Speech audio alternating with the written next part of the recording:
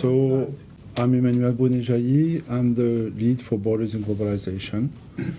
And I'm going to talk to you a little bit. I think I'll speak about 50 minutes and then we can take questions, maybe a bit more.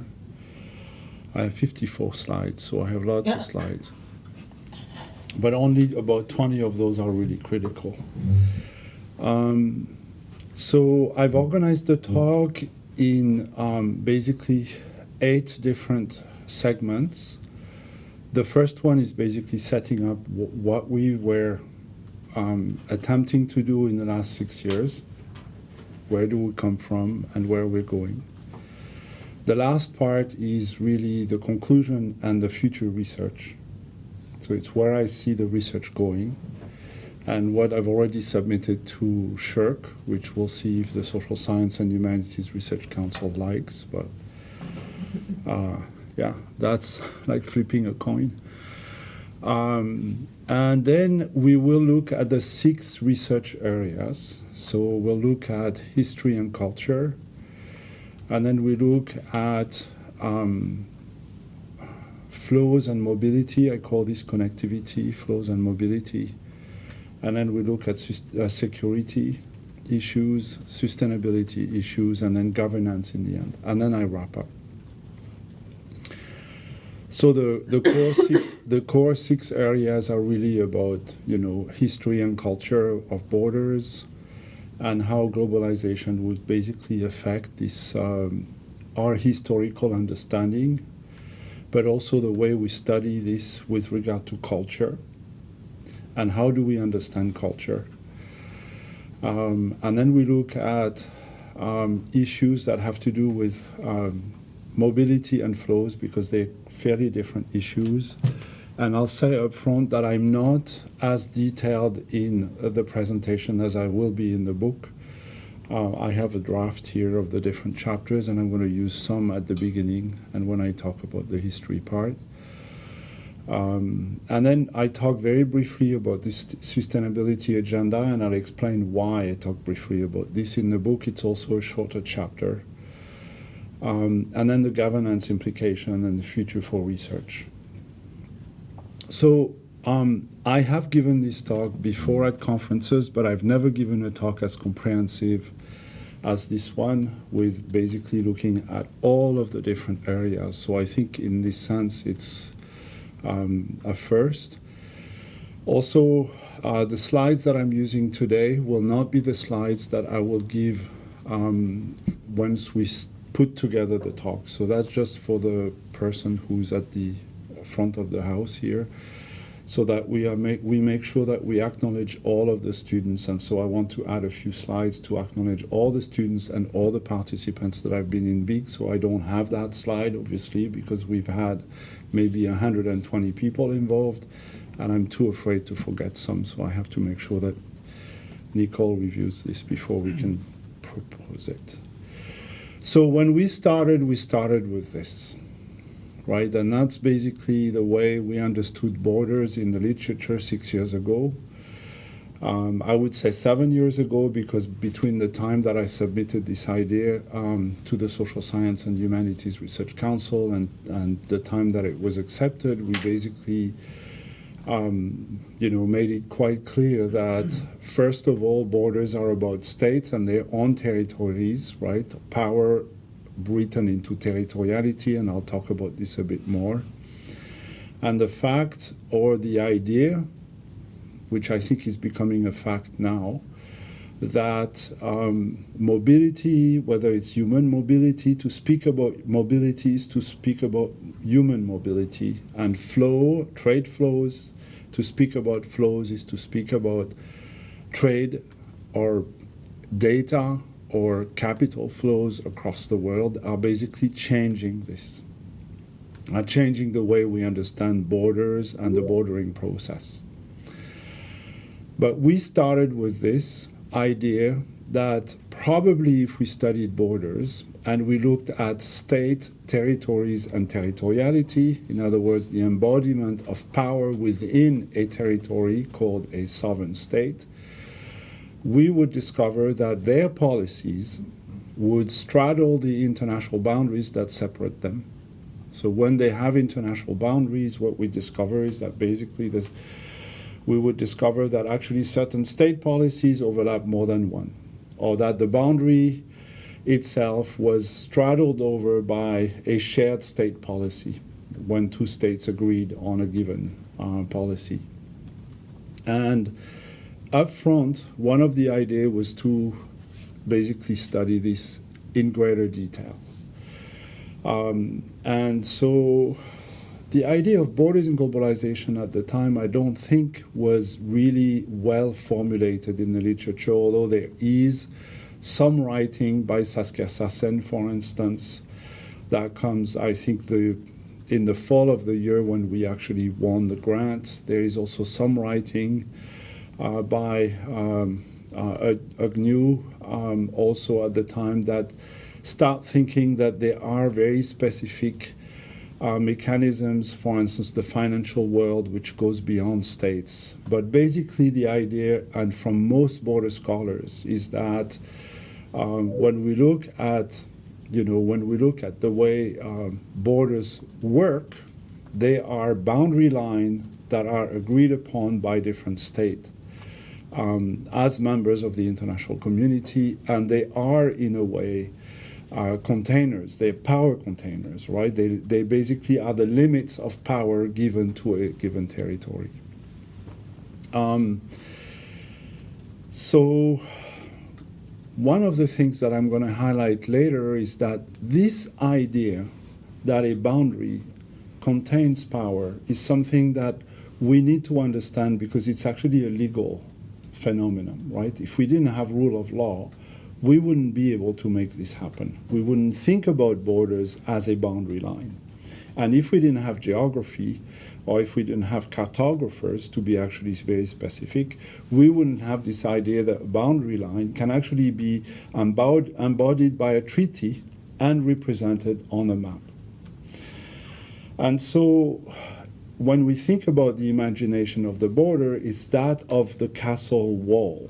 It's the old, very early representation that humans have of castle walls. It's the idea that you have a wall that basically defines a perimeter, that of a fortified city, for instance, or that of a fortified area. And that's one of the things that we started with. So, the big challenge for us, or in a way the breakthrough for us, was to be able to think through and go beyond this question: do we have state policies that straddle international boundaries? It's as simple as that.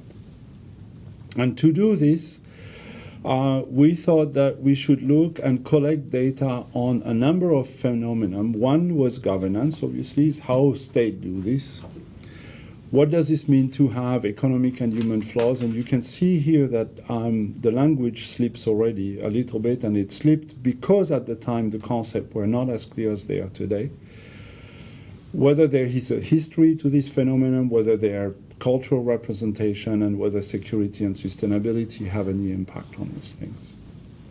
And very often when I was thinking about it, I was thinking in those terms, states and governance and their governance, the role of markets, the role of culture, the role of security and sustainability as disruptor, basically. Now, I put here what the program has been, as large as the program has been. Sorry. So here. So you get a sense that, it's a fairly large program. Why is it going forward on its own? It's a fairly large program. And we have had many teams. We have worked across many different countries. And this is also something that is unique in this program, is that it's very, very rich in terms of the data that we've collected. We have data from at least 15 different countries. And so what I'm talking about is not just a phenomenon that is North American. And I want to be very clear on this. It's really a worldwide observation, because we're studying this in China, in Japan, in India, across the European states, across Latin American states, in Africa a little less, but in Africa as well, and obviously in North America. And then we've also looked at somewhat the Arctic. We haven't looked at the Antarctic, but if people want to know why, I can explain why the Antarctic is managed differently than the rest of the world in this regard.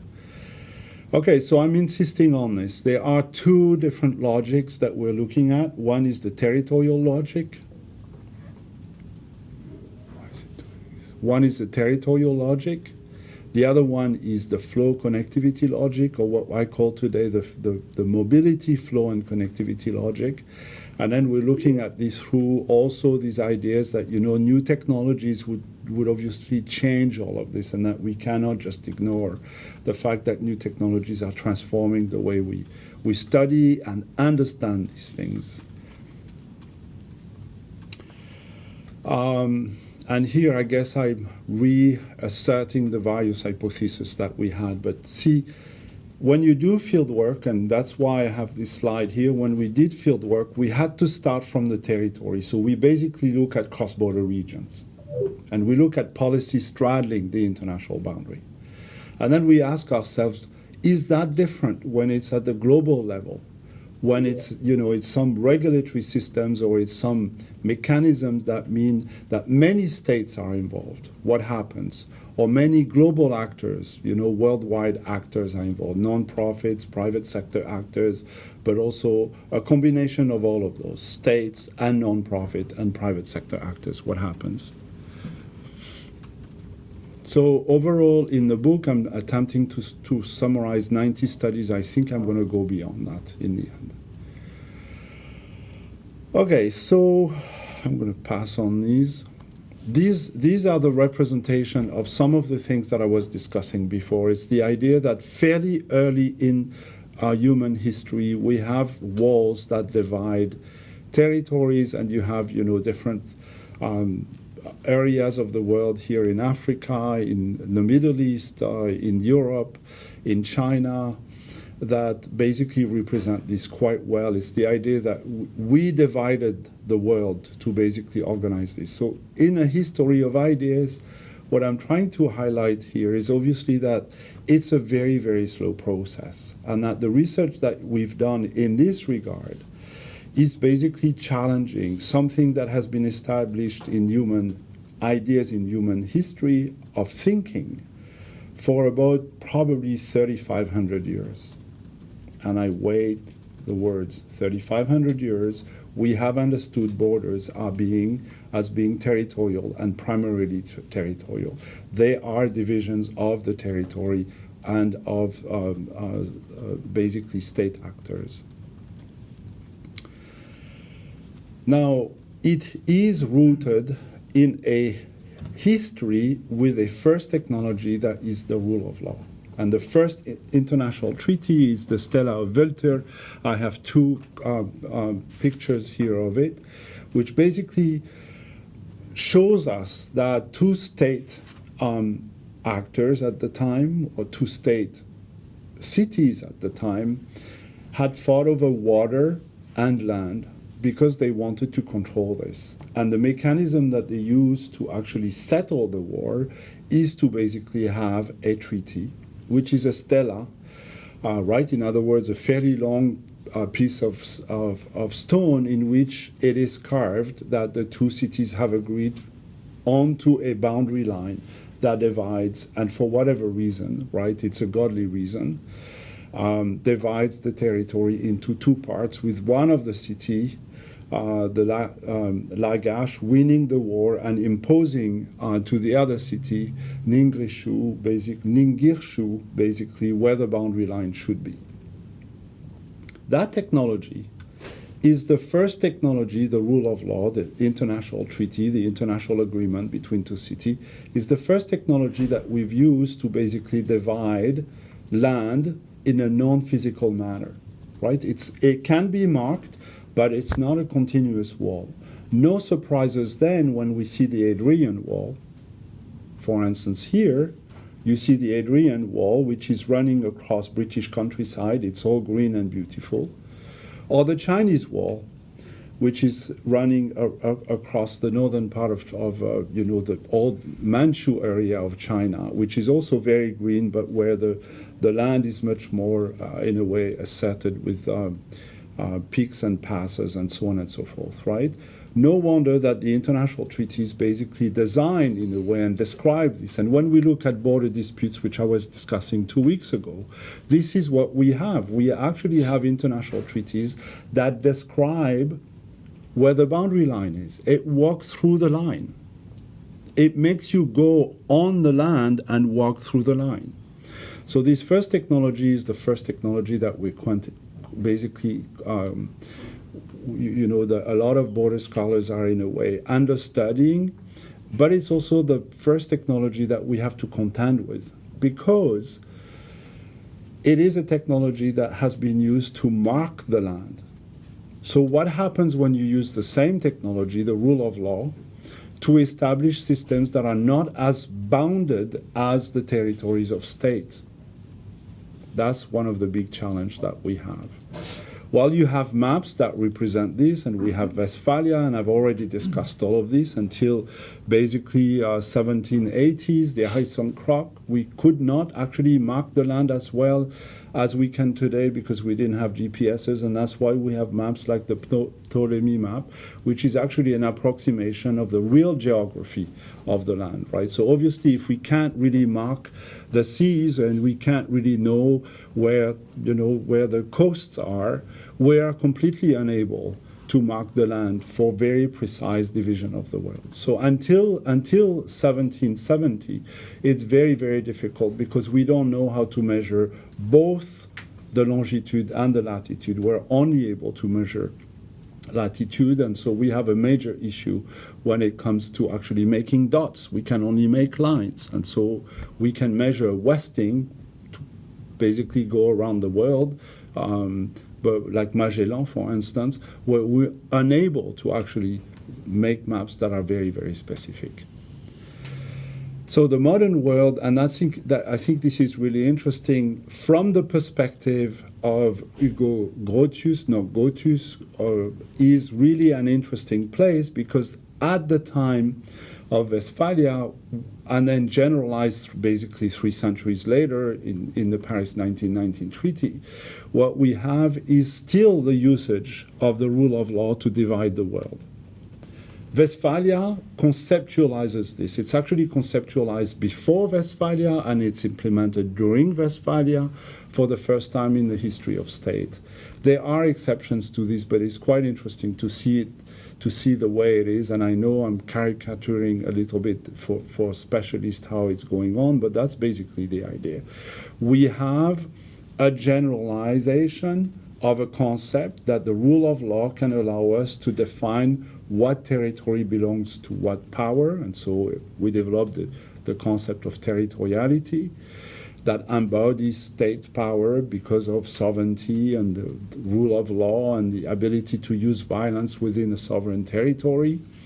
And we have the generalization of this process through colonization and the implementation of this process through international treaty like 1919 and then some other treaties, but 1919 remains in a way the first historical treaty that generalized this across all of the states across the world. So it's very interesting. I'm going to pass on these ones, but it's very interesting because what we see here, which is very important, is that the history of the rule of law points to one thing. It's the development of a history of the construction of states as members of the international community. So basically, until the Second World War, the whole legal system, to this day actually I would say, but until the Second World War, the legal system, the world, the way we think about borders is always about states. And what it does, it basically expands, and I think in a way that is almost blind, right? It expands on constructing and imposing territoriality onto people across the world. That means states dominate and divide the world. whatever the state is, a kingdom, a democracy, an empire, an authoritarian regime, whatever. So in the book I detail a little bit this, which is the whole process of colonization and at the same time of decolonization. I'm not going to discuss this today because I don't really have time to go into this, but it's basically it's the illustration that the construction of the international system as we know it today is based on a rule of law, which is the first technology that we have, that is primarily a territorial view of the world and a division of the world exactly like a puzzle. There is some slippage, which I call the self-determination process, whereby local communities and borderlanders, to speak bluntly, are challenging the authority of states or empires. And we have the evidence today that obviously, as we've discussed, for instance, 2 weeks ago as well, that most wars are actually the result of contestation of sovereign powers, whether they are empires or states or even democracies. So here, what I want to point to, and I think that, Randy Widdis, who has been in charge of all of the research that we've done on the idea of history and borders, is that what we can basically document and what we can demonstrate is that states have imposed, in a way, boundary lines, and they've been fairly successful to do it top-down. But when we look at human activities, and that's a few of the things, I don't know if I'm going to have time to do this, but a few of the things that I've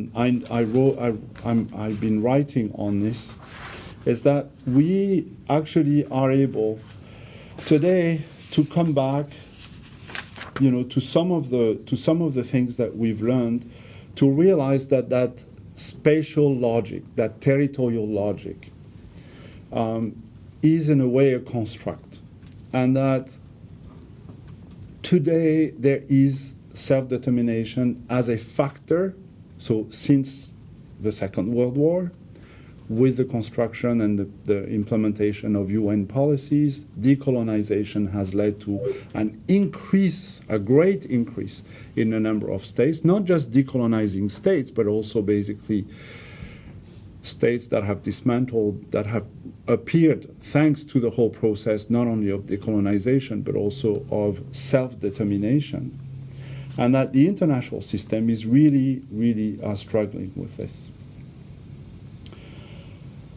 So today, we can document that this technology and self-determination are, in a way, challenged by many different mechanisms. And I think the work of Randy Widdis, for instance, I'll just cite 3 of the papers that Randy and some of his team have written, and just to cite the title of the papers: Railroads and Borderland Spaces, the Canada-US Case. That's a paper where basically Randy documents transportation system as a challenge to the boundary line, showing that, the boundary line between Canada and the US actually is always being challenged because there's so much movement across it. David Atkinson, who is part of the team, wrote a paper called Locating Sovereignty on the US-Canada Pacific Borderland. In other words, it's the early 1900s, and it's quite interesting to basically try to understand where is the sovereign power, where is the boundary line, how is that being implemented, and why is it a challenge? The idea that states actually struggled with this. And then Randy Widdis called another paper called The Northern Plains and Prairies, From Frontier to Borderland. The idea of the cultural border moving west and the borderland being established very, very progressively as approximation of the boundary line. So the lessons that we have here is obviously that, the international relation literature documents movements of self-determination that increase the fragmentation, and that's the big global picture. We have also top-down with movements of decentralization that increase democratic legitimacy and increase fragmentation at the local level. In other words, the two parts of what I call the castle mentality are being basically dismantled, right? It's like there is a global challenge to this, and there is also a bottom-up challenge to this. New nations, new sense of belonging, and so on and so forth. But at the same time, these two parts, we should, at the same time as these two parts are being dismantled, we cannot forget that they have never been able to impose themselves that perfectly, and that they actually are a representation of an ideal. And that the work of historians tend to say to us, you can only study this phenomenon from the perspective of states. So the big, in a way, finding for me is that looking at borders from the perspective of states obviously would lead us to think that the states dominate the whole game. But actually that state power has been an ongoing struggle for the last 3,500 years. And it's actually never completely well established. Now, I'm going to move on to the second theme, and then I'll wrap up, obviously, all six. I'm going to try to go a bit faster because I'm a bit slow. In Cultures and Borderland, one of the things that obviously we started with was the idea that, when we think about cultures, we actually are thinking about how in social science we operationalize culture. So what is culture? Or what represents culture? Shared religious ideas, language, maybe ethnic belonging, or maybe a sense of belonging to a very specific geography, because you live, let's say, in a high valley, or you live by the side of the sea, or you live on a plain, and so you share, in a way, a geographical type of culture. And so when I look very, very carefully at the work that has been led by Victor Konrad on this, and his team, and the number of studies that they've produced, which is quite vast, I find it really interesting to see the kind of question that Victor wants people who have worked with him to tackle. So whether borderland cultures overlap boundary lines, obviously that's the anchor, right? This is what I had written in the grand proposal. In globalization, is border culture more complex? Obviously, this is a big issue that Victor asks. And then how borders alter culture and how cultures alter borders. Now, in other words, that would be even borderlanders' own culture displacing or renegotiating the occurrence of the boundary line itself, right? It's like, well, what is it? And that is only to discuss things that have to do with territory and boundaries and people's own culture. But then it becomes much more interesting when we look at border cultures residing away from the boundary line, away from boundaries, away from borderlands, right? Such things that sort out ideas, goods, people. Now, in the book, and the writing that I do, and where I discuss, the first instances of culture, I actually talk about Montecore, which is a book where you have Hassan Khemri, a Swedish writer of Tunisian name, who talks about this exactly, cultural boundaries, sorting out ideas and people.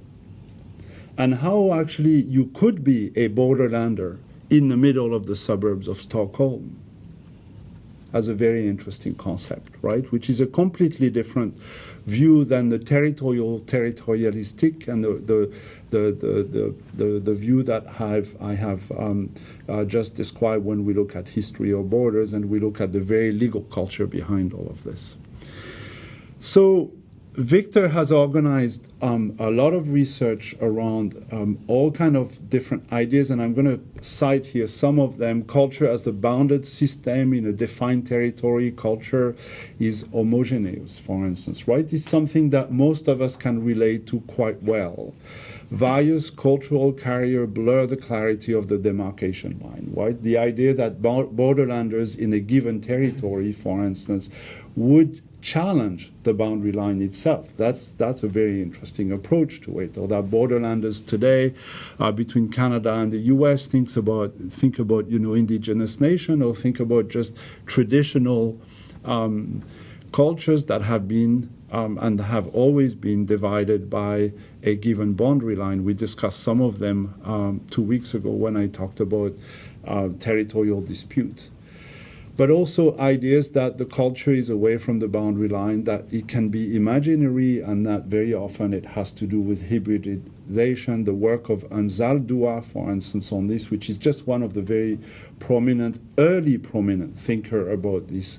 And the idea that imagination, liminal and scape obviously do not always basically revert to previous forms. So the ideas that Victor is looking at is a place where border culture, or the culture of borders, actually are really conceptual and allow us to understand in a way and challenge the idea that identities per se are primarily territorialized. But that identity production comes from some form of, to use a complex social science word here, the operationalization of imaginaries. In other words, how we take imaginaries and we transform them into real things that have an impact on us because we like them, or we dislike them, or we oppose them, or we think that we belong to them. And the most obvious ones are obviously language, ethnicity, and religious belonging. These are the traditional ways that we've studied this in the 50s, 60s, 70s, but today we know that culture is a little bit more complex than this, and so it's going beyond. And so he has, in a way, this view, Victor, which I think is very interesting, where we have imaginaries that go into production processes and identities development towards control and resistance, and where he basically in a way points to the literature and raises the question of ideas that imaginaries can obviously follow, a cycle of production and identity, but also challenge the process of, identity production and control and so on and so forth. So that it's not just a self-reinforcing mechanism where we, in a way, self-reinforce identity production and in forms of nationalism or regionalism in Europe today, but also that it is an ongoing process that can also be a form of resistance. And so I'm not going to detail this much more, but just to show you some of the studies that he has here. I think I've highlighted just over 10 or 12, and it's quite interesting to see that when we look at boundaries, borders, cultures, and art production, generally today, authors that study this phenomenon go beyond the idea of the boundary line, even the borderland. The culture of borders and the borders of cultures is nearly found everywhere. And it is rarely spatial. It is very rarely territorialized. It can be. It can, be an imagination, for instance, the work of here, Darosh, nocturnal city, a border city that is actually a representation of Detroit, right? It's actually a critical analysis of the imagining and the imaging of Detroit. It's actually how do we construct the picture, the representation into a picture, into a photography at that, actually in this case, of what Detroit is all about, right? And how it can present different views of Detroit that are not the Detroit maybe one of us in the room would think, but another view of Detroit, right? So it's very interesting because then we're also talking about different forms of basically how culture influence borders and how borders influence culture. Hence, in the book, the idea that I go back to Montecore, where I say tells the story of 7 characters that navigate the borderlands of real and imaginary mores and culture.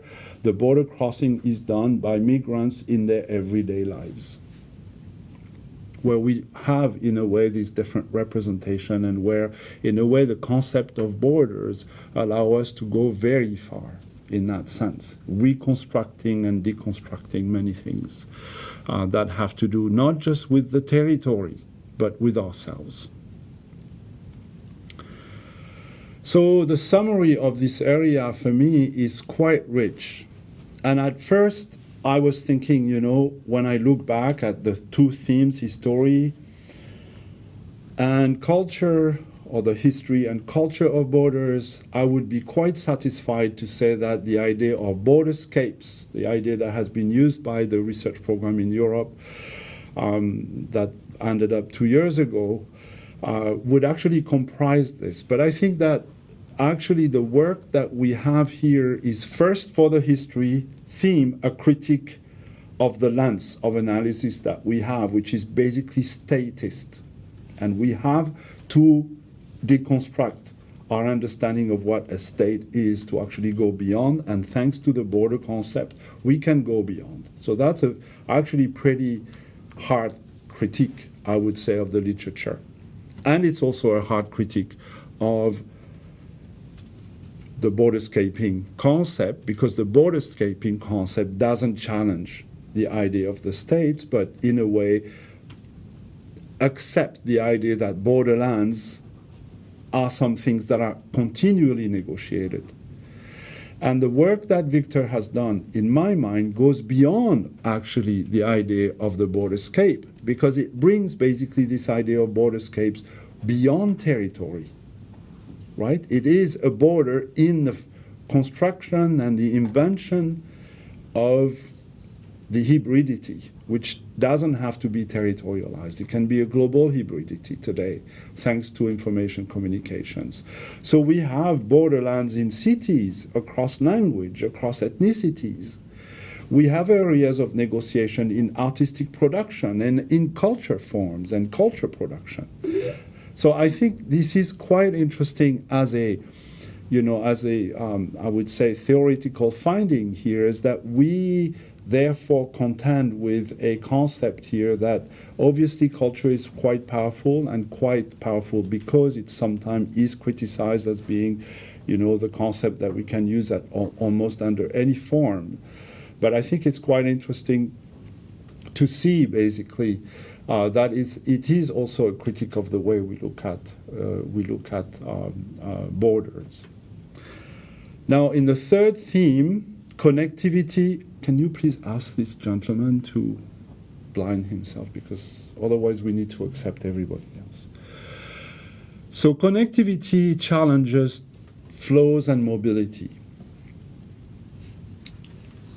This is probably the area where for the longest time I thought we had the greatest findings, because we know that market fluidity and human mobility have not been studied enough in border studies. When we look at the massive amount of research, every time an economist or somebody who studies market is interested in border studies, they basically are ignored or criticized. And I'm thinking about Kenichi Omae, for instance, or Xiaming Shang, for instance, who have written really interesting books, the End of the Welfare State, The Borderless World, Border Bans, and so on and so forth, that have been successful, but not in the area of border studies. And I was thinking, when I thought intuitively about the future of borders in globalization, I was thinking, well, where do we find these borders of globalization, but in the area of trade? So we were asking this question, can we actually find that there are, in a way, mobilities or there are flows that are real challenge to the states? And are we going to be able to document them? And Jeffrey Hale actually, I think at first, was really interested because he knew about regulatory systems, and he also knew that regulatory system, which are basically rule of laws, right? We're still talking about international treaties here, don't always belong to one given state. A free trade agreement is actually something that is negotiated between many different states, and in at least our imaginary, is bounded by the states that are members to the free trade agreement. What our imaginary doesn't take into account is that you can have regulatory systems that are actually not even bounded by those states, but only bound certain very specific functions. And that's the breakthrough in that research, that we discover that above and beyond the territorial spatial view, there is a functional spatial view to border studies. I'm going to discuss this a little bit just to explain how we got to this. So we look at a number of regulatory systems, and we looked at regulatory systems from the perspective of Alberta because of many reasons, but one of which is that Alberta is landlocked. It depends on transportation system, but it's also a place where you do lots of mobility. No, you don't do much mobility. You do a lot of flow. You have a lot of material flow, for instance, for the oil industry. You have a lot of supply flow, for instance, in terms of services, financial services, for also these industries, right? So you have, in a way, different studies that could be well constructed around oil sand and the supply chain for oil sand, but also a number of infrastructures, pipelines, water, and so on and so forth. And I cite the different industries there. You see processed food, meat, milk products, energy, oil, gas, and transportation. And obviously, one of the things that we were asking is, the question I told you about transportation system and Randy Widdis in the history part, I had this in mind. That would we actually discover that a specific industry that is not the train could have the territorial spatial representation of a train network across the whole continent, but have its own regulatory system despite the states? Right? It's the idea that that own network of that industry would have its own, in a way, border, disregarding completely the boundary line, the international boundary line that separates the two territories. And so we started with this. What is the role of the Canadian border in influencing the oil sand international supply chain? So what is this? The international supply chain of the oil sand is basically what good do you need to extract the oil? What kind of trucks do you need? What kind of pumps and compressor do you need? What kind of, heavy-duty machinery do you need? And where do they come from? And what we discovered is that actually, it comes from Texas, Oklahoma, and Illinois for 70 to 19% of all of the supply chain. And that every one of those goods, these logging, mining, construction, machinery, equipment, measuring, medical, and controlling device, actually statistical objects, right? They're statistical objects used by StatScan to measure the number of trade of those. So each one has actually a number, a trading number, and they're part of a very specific regulatory environment where they identified as basically a subsection of a free trade agreement. So what we discovered here is that the boundary line had actually no influence whatsoever on these different industries because they're regulated by their own regulatory systems. In other words, the intuition that we had was right. The border has no impact on trade. Flow dominates. And so there is a viable geometry here, which is very interesting, that has absolutely nothing to do with the territoriality. People will argue, and if you read the special issue just published and now available in paper by Jeffrey Hale and his colleagues on this, that the states still control this to the extent that each industry and each member of these different regulatory environments, right? So whether it's the industries, the law-based MPs, people who basically make the rule of law, are able to negotiate those. And that's my point, that the territoriality here is really reduced to the ability to defend, actually, or not, in a way, a regulatory system that is either territorialized or totally depending on a very specific function of trade. Well, the function of trade in this case has basically the upper hand and controls this. So we then ask Jeffrey to go beyond, and so I have many examples here. I'm just going to illustrate some of them so you understand, and that's the summary of them. But basically what we discovered is that there are two different forms. There is the network form. The network form is, you know, the idea of the train. The train, but in this case it could be a pipeline, or it could be an electrical grid, or so on and so forth. And then you have the puzzle form. The puzzle form is you picture a puzzle with 1,000 pieces, and you pick out some missing pieces in the middle. Or you have pieces of the puzzle, but you can't really identify how the pieces are connected.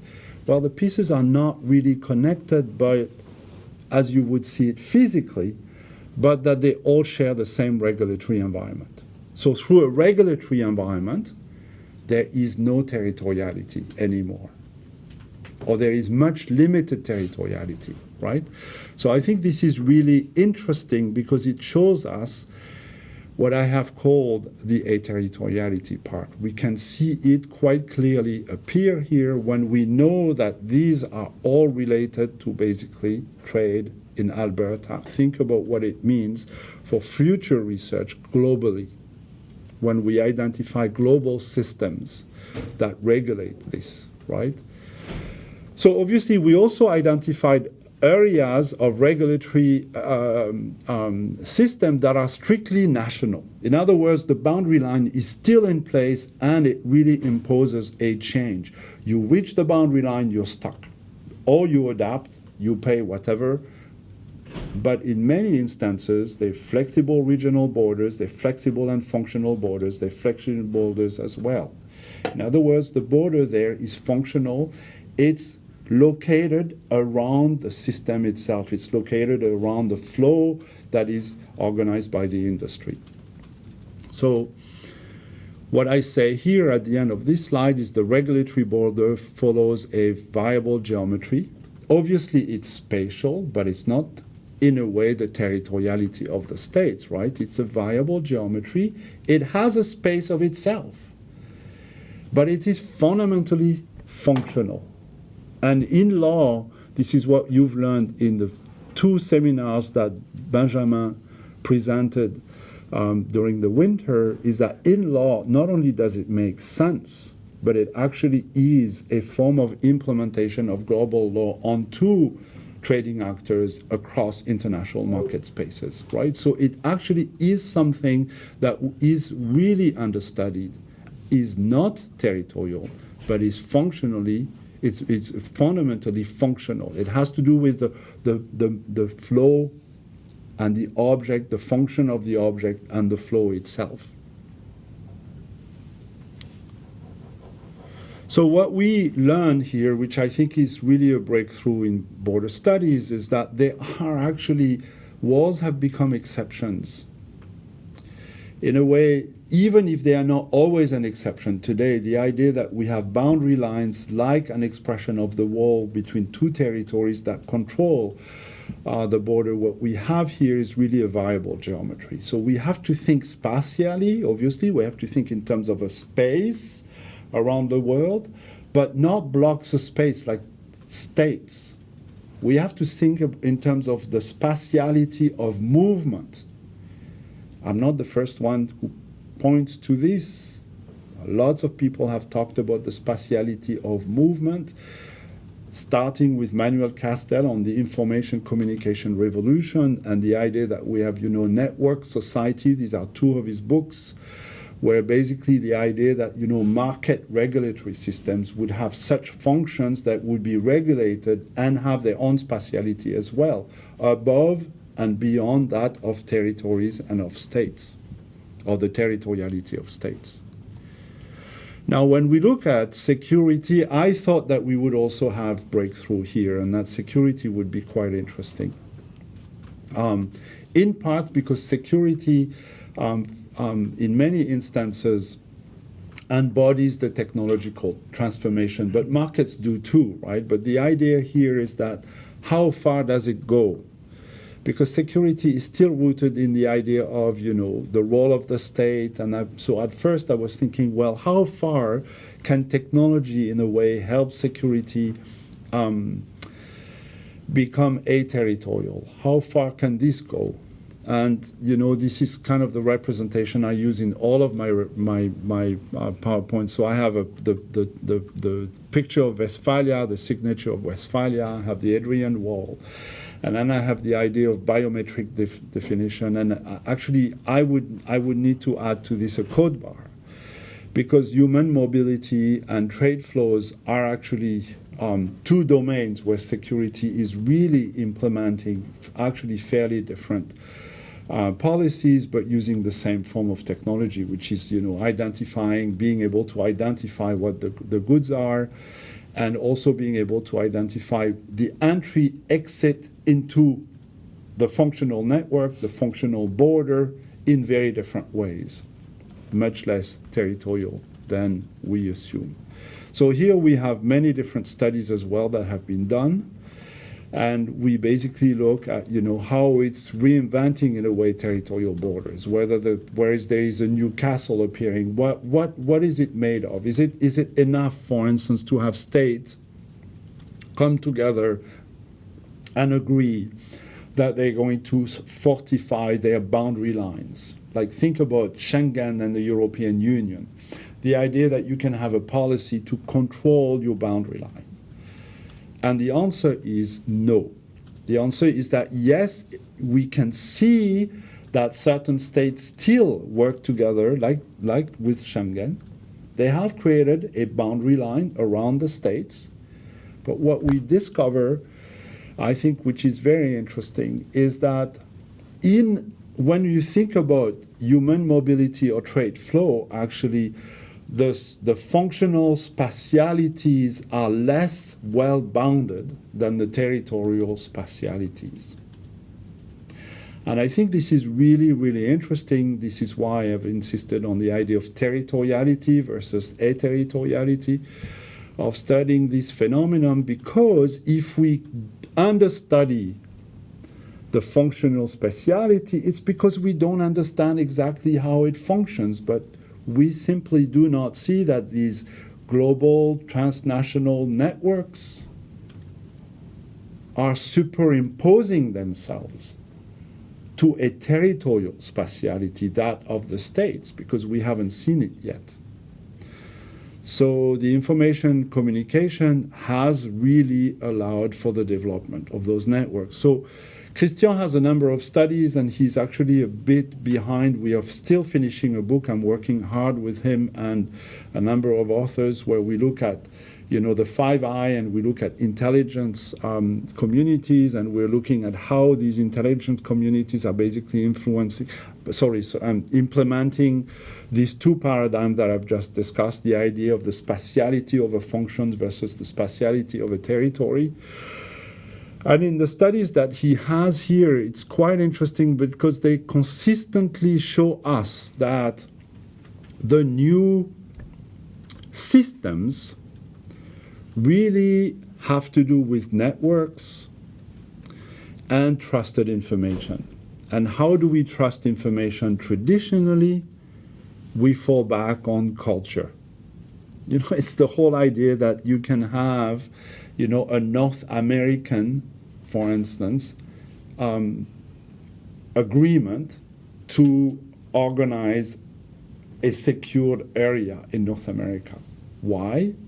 It's because we speak the same language. That's actually an assumption that is grounded in the literature from the 1950s. It's not even that far away from us. Well, the European Union right now is implementing trust systems across networks that are based on algorithm. And speaking the language is not the top three of those algorithms.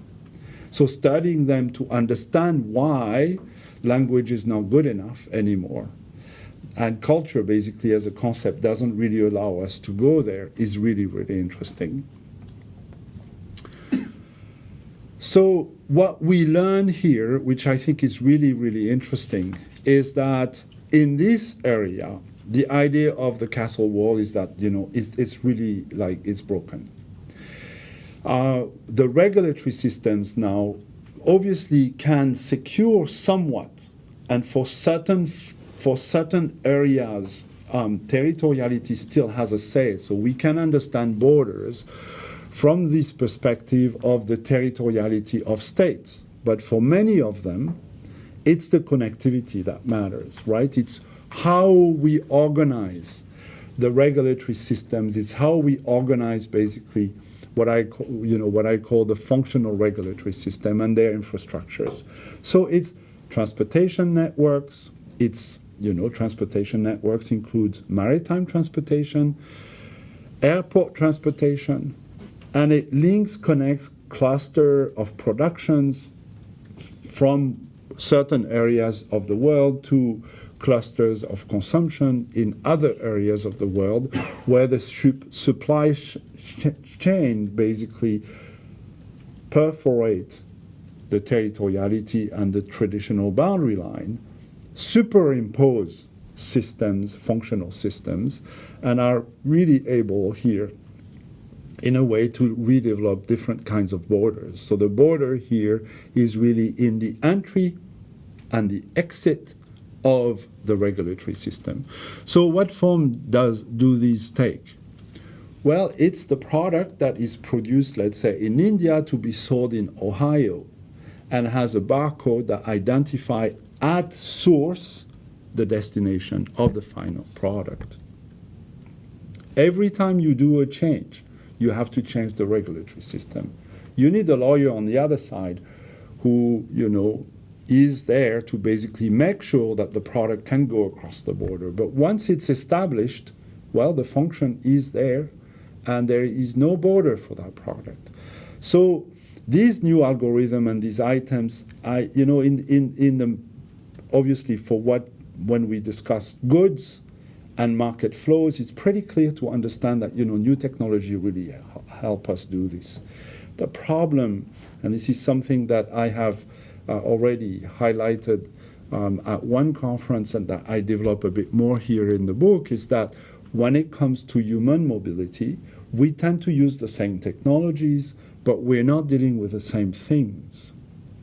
Right? Humans are humans.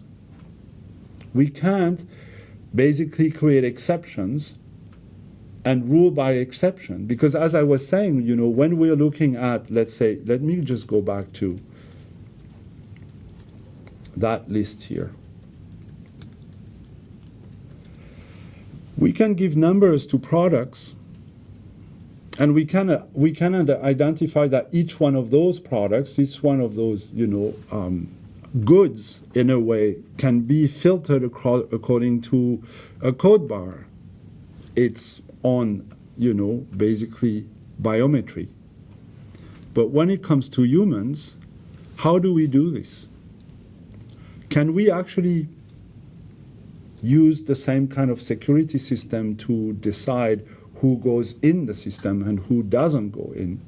This is where, in a way, the politics is becoming really interesting, because in matters of free trades, there is, in a way, no real contentions worldwide. We tend to think that free trade is actually okay, and we have the technology to implement it. But when it comes to human mobility, local nationalist politics dominates and creates all kinds of problems. And so I think that in terms of border studies, it's really interesting to do more research in this area, to start looking at flows and the technologies and the regulatory system of flows that are above and beyond the territoriality of states, looking at how the borders of these objects are set up worldwide. But we also need to ask ourselves what the Migration Compact are not doing or are doing for human beings, because they obviously change completely the very nature of the borders and the boundary line for human beings. The borders for human beings are being rewritten. So when we look at security, when we look at connectivity, mobility, and flow, I think what we discover is, and which is really, I think, very, very interesting for us, the perspective of border scholars, is that the territoriality of border is definitely not enough to understand the borders of the 21st century, and that the borders of the 21st century are not just territorialized. They're not about territoriality, and they're not just about states. They have become functional. So that's the breakthrough, I think, in these two areas of research, where we basically discover that functional borders are just as important to, as object of studies and social science than conceptually, but also in reality. What do they do to human life, right? So that we know much more. Now we have a big problem. It's the whole environmental sustainability issue. At first, one of the things that I had asked Simon to look at was, again, this idea that whether or not studying a boundary line and looking at policies that straddle the boundary line was good enough. And one of the things that Simon discovered was that indeed it was a really interesting thing, because in the case of the fire that took place actually in northern Alberta a few years ago, 2 years ago now, we actually didn't have the governance system in place so that, for instance, British Columbia or prairie provinces would be able to actually send in their fire brigades, because from a regulatory perspective they were not welcome. And that created a huge issue because we couldn't do it actually. It took forever to have help reach Fort McMurray. The problem with this finding is that it's even more complicated at the worldwide level. We don't have proper governance. And as Simon pointed to us, most of the social scientists, I would say most of the scientists that study the issue of climate change and the Anthropocene have made it very clear that in this case, territorialized boundaries make no sense, because these actually have to do with biological boundaries, if you want.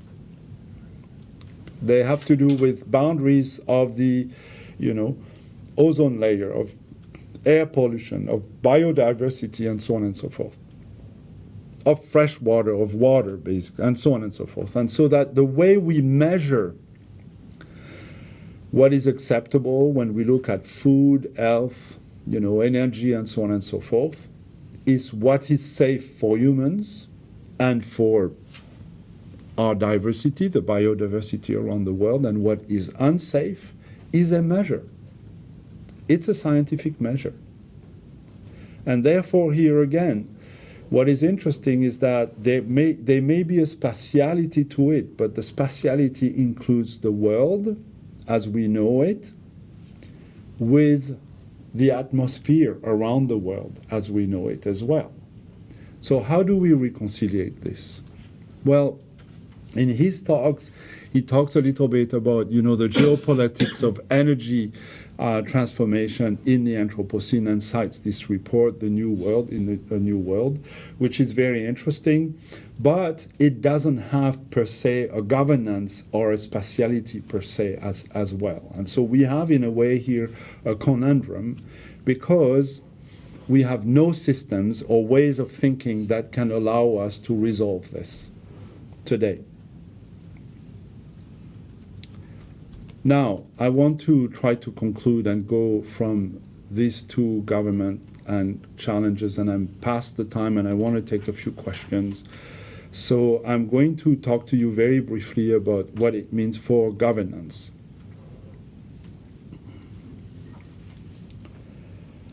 One of the things that we learned from this that has to do with governance is that space and scale are really important today. It's not just states. It's basically to think beyond states in terms of space, spatiality of functional networks, of functions, the spatiality of trade functions, and their scale, local, regional, continental, worldwide scale. So the governance is obviously much more complex. The governance is much more multi-level than ever anticipated. It's not just that we have to reconcile the idea of multi-level governance because it applies nicely to Europe. It's that unless we reconcile ourselves with the idea of multi-level governance, we cannot think through all of the partners that have to be involved to negotiate any one issue, to discuss any one issue worldwide, or at any given scale, and that every given scale issues will have obviously different kind of scales and different kind of partnerships. So yes, all the examples that we have, water governance, the Fraser Valley, and mining studies, and so on and so forth, and then Niagara, all the studies that we have, basically illustrate how there are new diversities every time in the governance system that we had underestimated before. So I would like to conclude by saying that, these studies have basically challenged, obviously, the literature in border studies. That we have learned that studying borders from the perspective of our historical literature really focuses our attention on the state, that the culture goes, the culture lens allows us to basically rethink conceptually the way we approach this, and that when we look at security or mobility and flows, we are really confronted with quite interesting rethinking from territoriality to function. And that the functional arrangements, in a way, are really important in reorganizing and provoking us to rethink border studies. I think this is really, really interesting for us and for the future. I will conclude by saying that, in my mind, viable geometries of regulatory systems are basically a way to summarize this. Is that we have the geography, but the geometry is kind of a more finite world. We come from a very long history where territory and space were almost the same thing, and today we have to think beyond territory and space towards territory and space and the spatiality of functions. And we have to also reconciliate ourselves with the idea that territoriality and function and the space, the spaces of functions, have their own regulatory systems. We have to study them to understand what they do. We have, therefore, to rethink very carefully these connective system. I'm going to point to some of this. One way to study this is to look at how connectivity, in a way, reorganize but forces us to focus on non-contiguous territories. The idea that studying borders at airports is just as important as studying borders in a borderland, because it illustrates different things. The idea that studying borders globally or pan-continentally, right, across a whole continent, like the North American or the South American or just the American continent, for instance, and looking at the alignment of regulatory system is just as important as studying the border between Canada and the US, if we want to understand how all of this happens. Technology, as I point here, the security apparatus superimposed behavioral data collection to traditional identifier. Security technologies allow us now to create very large databases. The entry-exit in the EU, for instance, is only 2 years ago, it was only three databases that overlapped. And the ability to collect data is now proven to be very large. For instance, India is imposing biometric readers and biometric card to every single citizen of India if you want to have access to healthcare. So very soon we will have systems of information communication which are functional, right? Which will superimpose themselves onto an entire area of the world. It could be that North America imposes one system. It's not just the Nexus card. It's that we have one system for a whole population, for one specific function. So these are really important areas of studies. So I'm going to conclude with this. So for me, the future focus of border studies should go in two areas. One is that we have to study nationalist movements because they have tremendous impact on the regulatory systems. The nationalist movements have obviously fueled issues in Canada, for instance, of indigenous nation and their recognition, where there is a huge deficit. But it's also that nationalist movements and the view from the perspective of the individual and the relationship that communities, political communities have with territories is really important to understanding how regulatory systems are in a way monitored by states. Even if states are losing power, we know that there is a resurgence worldwide of nationalist movements. And in the book, again, I really illustrate this, taking the various facets of nationalist fights in Latin America, in Africa, with regard to global capital, and showing how it really is influencing the way all of this is evolving. For me, this is the continuation of the study of self-determination movements. We have to look at their manifestation across different territories, and the best place to understand them well is obviously territorial, its borderlands, and the politics in borderlands. And I cite a number of colleagues and the kind of work that they've done around this. I think it's quite interesting because they will influence, obviously, issues of sustainability, but also issues of security greatly in the future. The second area is that of mobile border logic. It's the idea that, and I use here the mobile border logic, is actually for me a critique of the current literature, because I think that studying borders as a mobile object is a mistake, right? I mean, I think I made it very clear in the presentation. But I think that ultimately we need to understand the spatial functionality, or the new functionalities and their spatial representation. So we have to go beyond the 2017 book, for instance, by John and you, and we have to also further the research that has been done thanks to Borders and Globalization by Jeffrey Hale and